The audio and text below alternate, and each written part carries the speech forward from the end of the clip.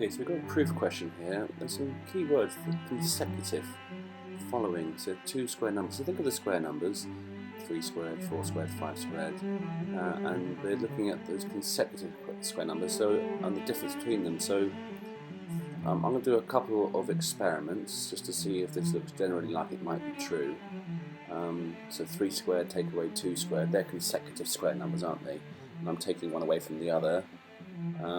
Taking the smaller one away from the larger one. So it seems to be true, but how am I going to prove it's true, always true?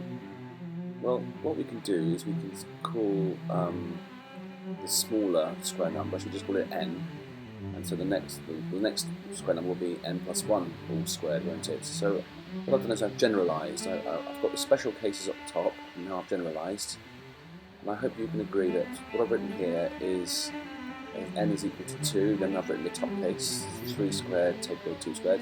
If n equals 6, then I've written down the general case where 7 take away 6 all squared.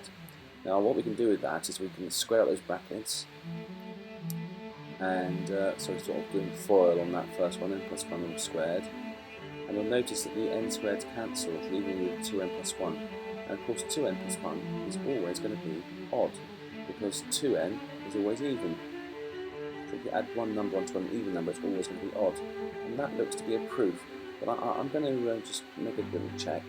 Okay. So let's just choose a random number for n. Let's say n equals 10, for example. Okay.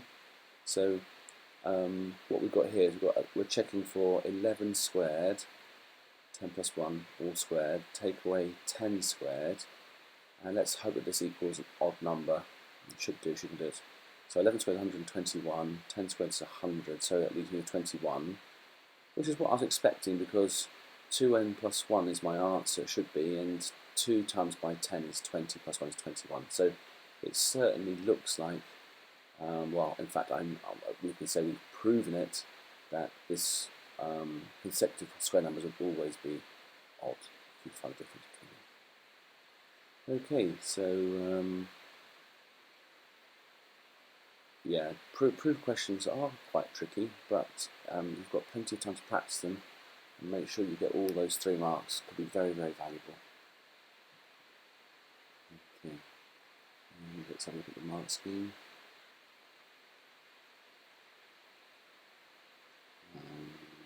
Yep, we've done that. So 2 M marks and an A mark.